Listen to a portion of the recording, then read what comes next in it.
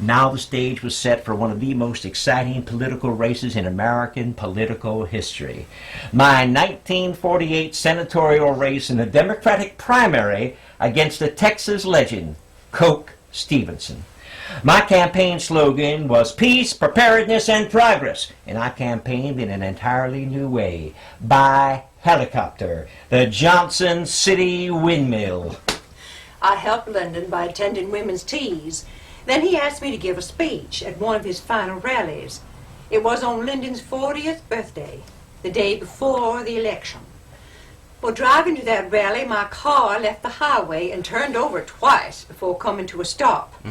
And all I could think of while that car was turning over was, oh, I should have voted absentee.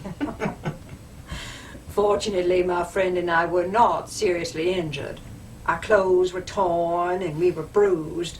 I flagged down a passing car and my friend did go to the hospital. But I got a change of clothes and appeared at the rally. The next day, Lyndon's mother, sisters, and I separated the Austin phone book into 5 parts, and we made phone calls all day. But it seemed we fell short. By midnight on election evening, Stevenson was leading by 1,894 votes. Now the fun began. The votes continued to be counted, and days later I went into the lead, and days after that Stevenson led by 114 votes. Then, votes from the 13th precinct in Wells County came in with an additional 203 votes from what had been originally reported. Of those 203 votes, well, there were 202 for Johnson, 1 for Stevenson. I now had an 87 vote advantage, and there were no more votes to count. This time I had sat on the ballot boxes. Oh, but it wasn't over, and it got even more exciting. 6 days later, it seemed as if the Wells County Democratic Committee was ready to throw out those 203 votes, since it was reported by one person who saw that voting list that the last 203 names were in a different ink from the rest, and all written in the same handwriting. To prevent those votes from being thrown out, we got a state judge to issue a temporary injunction 1 hour before that meeting started. The Democratic State Convention then agreed to put my name on the ballot. But just hours later, Stevenson's men convinced the federal judge to issue an injunction barring my name from being put on the ballot. We had only one card to play: the United States Supreme Court. Abe Fortas, my lawyer friend for the past 15 years, went right to his friend, Justice Hugo Black, the Supreme Court Justice who oversaw all Fifth Circuit Court matters. On September 28th, Abe convinced Justice Black to set aside the injunction barring my name from the ballot. Justice Black declared that federal courts lacked jurisdiction in state elections. I was now on the ballot, and I won that November general election by 350,000 votes. But for years, I would carry with me the nickname Landslide Lyndon for that 87 vote win over Coke Stevenson. Oh, and about those sudden that found 203 votes, well, there was a joke circulating that went something like this. This little Mexican boy, Manuel, was sitting on the curbstone crying. And when asked why he was so sad, he replied, "Oh, my father was here last Saturday, and he did not come to see me." Well, the other fellow said, "But your father's been dead 10 years, Manuel." And Manuel sobbed louder. "Yes, this is true. But he was here last Saturday, and he voted for Lyndon Johnson. And he did not even come to see me."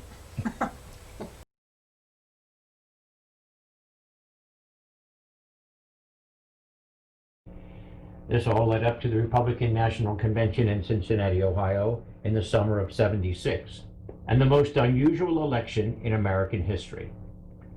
After 7 ballots, I edged out James Blaine of Maine for the Republican nomination. After the scandals of the Grant administration, the party wanted a man of high moral character who had no skeletons in the closet, and Blaine had some skeletons. The Democrats also nominated a man known for reform, Samuel Tilden of New York, who had been responsible for the breakup of the infamous Boss Tweed ring. It was going to be an uphill battle, as the people blamed the Republican Party for the aforementioned scandals during the Grant administration, the recession following the Wall Street panic of 1873, and the continued occupation of several southern states by U.S. troops. But the Republicans rallied voters by reminding them of the Civil War. They said, "Not every Democrat is a rebel, but every rebel was a Democrat. The man who assassinated Abraham Lincoln was a Democrat. Soldiers, every scar you have on your heroic bodies was given you by a Democrat." But the plan did not seem to work. When we went to sleep on the night of the election, it seemed as if Tilden had won. Tilden had received 250,000 more votes than Rutherford, and he had 184 solid votes to Rutherford's 165. Tilden was only one electoral vote short of victory. There were still 20 electoral votes yet to be counted. Because of voting disputes, Florida, South Carolina, and Louisiana had sent 2 sets of electoral certificates to Washington, one electing Tilden, the other Hayes. Well, the Republicans also challenged an elector in Oregon who was in violation of the law because he held a federal job. Now, while the Constitution details how to decide an election when no one has the majority of electoral votes, it does not cover several sets of votes being delivered to Congress.